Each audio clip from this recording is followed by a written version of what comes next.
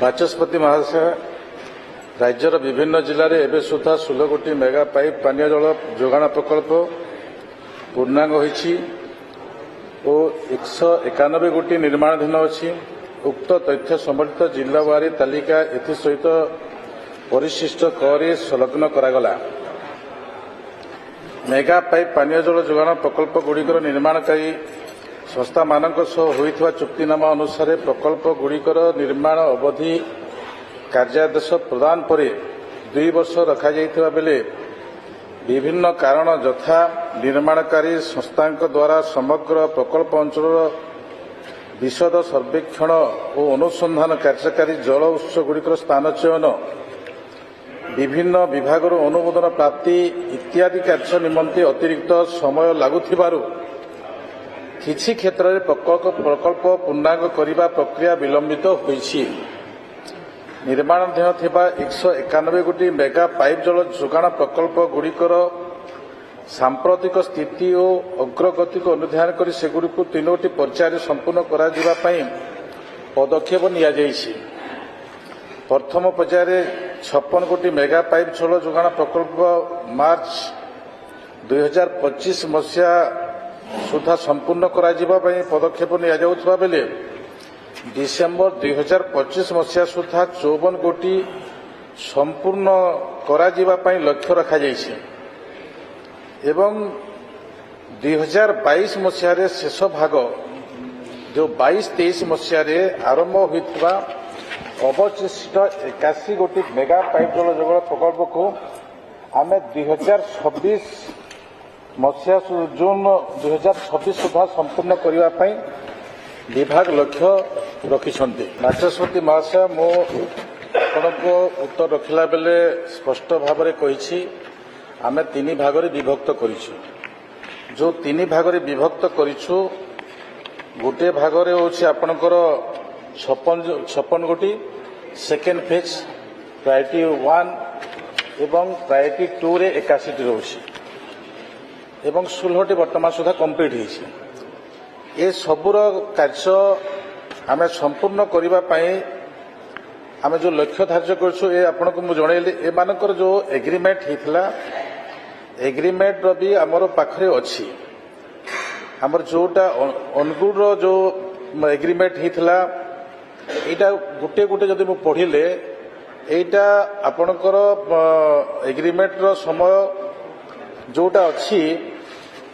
18 ମସିହାରୁ ଆରମ୍ଭ ହେଲା। 18, 19, 20 ଏ ଗୋଟିଏ ଫେଜ୍ ହେଇଥିଲା, 20, 21 ଗୋଟିଏ ଫେଜ୍ ହେଇଥିଲା ଏବଂ 22, 23 ଗୋଟିଏ ଫେଜ୍ ହେଇଛି। ଯେଉଁଟାକି ଆମେ 22, 23 ଫେଜ୍ଟା ଆମେ ଯେଉଁଟାକି 81ଟା ରହୁଛି, 22, 23ଟା ଆମେ ଦେବୁ ତାଙ୍କୁ 2026 ଜୁନ୍ ସୁଦ୍ଧା, 2026 ଜୁନ୍ ସୁଦ୍ଧା। ତ ଏଠି ଗୋଟିଏ ପ୍ରକାର ଯେଉଁ ଅବ୍ୟବସ୍ଥା ସୃଷ୍ଟି ହୋଇଛି ଏଇଟା ହାଉସ୍ ଜାଣିବାର ଆବଶ୍ୟକ ଅଛି। ଯେଉଁ ସମୟରେ 2018 ମସିହାରେ ଏଗ୍ରିମେଣ୍ଟ ହେଲା, এই ଏଗ୍ରିମେଣ୍ଟ ସମୟରେ ତାର ଯେଉଁ କାମର ବିଭାଜନ ଅଛି, ଯେ ଗୋଟେ ଇନଟେକ୍ ୱେଲ୍ ହେବ ଯେଉଁଠିକି ନଦୀରୁ ପାଣି ଆସିବ, ତାପରେ WTP କୁ ଯିବ ଯେଉଁଟାକି ଫିଲ୍ଟର ହେବ ତାକୁ, ଏବଂ OST କୁ ଯିବ ଯେଉଁଟା ଓଭରହେଡ୍ ଟ୍ୟାଙ୍କକୁ ଯିବ, ତାପରେ ଫଙ୍କସନ୍ ଅଫ୍ ହାଉସ୍ ହୋଲ୍ଡ ଯିବ। ଏ ଯେଉଁ ପ୍ରକ୍ରିୟା ଅଛି ଏ ପ୍ରକ୍ରିୟା ଭିତରେ ଏ ଗୋଟେ ପ୍ରକ୍ରିୟା, ଆଉ ଗୋଟେ ପ୍ରକ୍ରିୟା ଏ ହାଉସ୍ର ପ୍ରତ୍ୟେକ ବିଧାୟକ ଜାଣିବାର ଆବଶ୍ୟକ ଅଛି ଯେ 2 ପ୍ରକାର କାମ ଅଛି। ଗୋଟେ କନଷ୍ଟ୍ରକ୍ସନ କାମ ଅଛି ଏବଂ ଆଉ ଗୋଟେ ପାଇପ୍ ସପ୍ଲାଏ ପାଇପ୍ ବିଛାଇବାର କାମ ଅଛି। ଯେଉଁ ପାଇପ୍ ବିଛାଇବାର କାମ ହେଉଛି ଏଇଟା ହେଉଛି ସବୁଠାରୁ କମ୍ ଖର୍ଚ୍ଚ ଏବଂ ସେ ପାଇପ୍ର ଏଗ୍ରିମେଣ୍ଟର ବି କମ୍ ଖର୍ଚ୍ଚ। ଯେଉଁ ଏଗ୍ରିମେଣ୍ଟ ବିଗତ ସରକାର କରିଥିଲା, ବିଗତ ସରକାର କରିଥିବା ଏଗ୍ରିମେଣ୍ଟର ଯେଉଁ କାମ ବର୍ତ୍ତମାନ ସୁଦ୍ଧା ହେଲା, ଆମେ ଯେତେବେଳେ ସରକାରର ଦାୟିତ୍ୱ ନେଲା ଏ ସମୟରେ ଯେଉଁ ଆମେ ଦାୟିତ୍ୱ ନେଇଥିଲା ସେହି ସମୟରେ ସେମାନେ କାମ କ'ଣ କରିଥିଲେ, ସେମାନେ ପାଇପ୍ ବିଛେଇବାର କାମ କରିଥିଲେ। ଯେଉଁଠିକି ମେନ୍ ପାୱାର ବି ଦରକାର ନାହିଁ, ଆପଣ ଥରେ ପରଚେଜ୍ କରିଦେଲେ, ପାଇପ୍ ପରଚେଜ୍ କରିଦେଲେ, ତାପରେ ପକେଇଦେଲେ। এই কামরে আমি 58% এটা জানিবার আবশ্যক আছে মানে যে মানে এগ্রিমেন্ট করেছিল 58% সে মানে টঙ্কা নেইকি পড়ে গেলে মানে আমি কহু আম ভাষায় কহু যে সে মানে মলেইটা নেই গলে বাকি যে কষ্ট যেটা কষ্ট কামটা বর্তমান অছি কষ্ট কামটা অছি সে কষ্ট এটি আউ টিকে হাউস কু অবগত করিবি যদি সবু কাম এট এ টাইম কিছু কিছু কিছু কিছু আরম্ভ হইতা মানে আমি শীঘ্র পানি দিয়ে পাইতা কিন্তু পাইপ আমি ডালি ଦେଇଛୁ ଆମେ ଘରକୁ ଟ୍ୟାପ୍ ଆମେ ପହଞ୍ଚାଇବା ପାଇଁ ସେ ପ୍ରକାର ବ୍ୟବସ୍ଥା କରିଦେଇଛୁ କିନ୍ତୁ ଡବ୍ଲ୍ୟୁଟିପି ହେଇନି ଯଦି ଫିଲ୍ଟର ନହେଲେ ଲାଭ କ'ଣ ଅଛି ଇନଟେକ୍ ୱେଲ୍ ହେଇନି ଏ ପ୍ରକାର ପରିସ୍ଥିତି ଚାଲିଛି ସେଇ ଦୃଷ୍ଟିରୁ ଆଜି କାମ ଡିଲେ ହେଉଛି ନହେଲେ ବିଭାଗ ଯେତେ ପରିଶ୍ରମ କରୁଛି ମୁଁ ବିଭାଗକୁ ଧନ୍ୟବାଦ ଦେବି କିନ୍ତୁ ସେ ସମୟର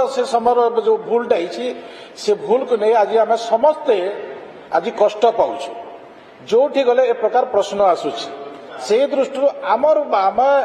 ମୁଁ ହାଉସକୁ ଆଉ ଗୋଟେ ମୁଁ ଏସୁରାନ୍ସ ଦେବା ପାଇଁ ଚାହିଁବି ଯେ ଆମେ ଯେତେ ପାରୁଛୁ ସେତେ ଶୀଘ୍ର ମାନେ ଏଠି ମୁଁ ପ୍ରତ୍ୟେକ ପଏଣ୍ଟ ମୁଁ କହିପାରିବି ଆମେ ଯୋଉ ଏଗ୍ରିମେଣ୍ଟ କଲା ପରେ ଯୋଉ ପ୍ରକାର ତାଙ୍କର ଡିପିଆର ତैयारी କରୁଥିଲେ ଯେତେ ଦିନ ଲାଗୁଥିଲା ତାକୁ ଆମେ ଅଧା ଦିନରେ କର ଯାହା ପାଖରେ ଯୋଉ କାମ ରହୁଛି ସେ କାମ ତମେ 15 ଦିନରେ କରୁଥିଲ 7 ଦିନରେ କମ୍ପ୍ଲିଟ୍ କର ମାସରେ କରୁଥିଲ 15 ଦିନରେ କର ଏ ପ୍ରକାର ପରିସ୍ଥିତିକୁ ଆସିଛୁ ଆହୁରି ଅଧିକ ବି ପଦକ୍ଷେପ ନେବା ପାଇଁ ଆମେ ଚିନ୍ତା କରିଛୁ ସେହି ଦୃଷ୍ଟି ନେଇ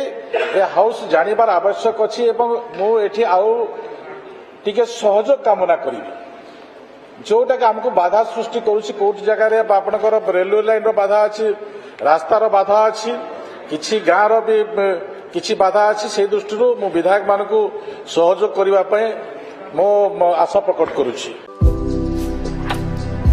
ଭାରତର ଏକମାତ୍ର ପରୀକ୍ଷିତ ବାୟୋସାର ପୃଥ୍ୱୀ ପ୍ରୋ ମାଟିକୁ ରଖେ ସୁସ୍ଥ ଦିଏ ନୂଆ ଜୀବନ ଧାନ ପନିପରିବା ଓ ଡାଲି ଜାତୀୟ ଫସଲ ପାଇଁ ଲାଭଦାୟକ ଅମଳ ବଢ଼ାଏ ରୋଗ କମାଏ ଆଜି ହିଁ ଜମିରେ ପ୍ରୟୋଗ କରନ୍ତୁ ଯୋଗାଯୋଗ ପାଇଁ 9937054201 ନମ୍ବରକୁ ଡାଏଲ କରନ୍ତୁ ଆମ ସହ ଯୋଡ଼ି ହେବା ପାଇଁ ଆମକୁ ଲାଇକ୍ ଫଲୋ ଓ ସବସ୍କ୍ରାଇବ୍ କରନ୍ତୁ ଅଧିକ ଅପଡେଟ୍ ପାଇଁ ଭିଜିଟ୍ କରନ୍ତୁ ଆମ ୱେବସାଇଟ୍ thequiver.in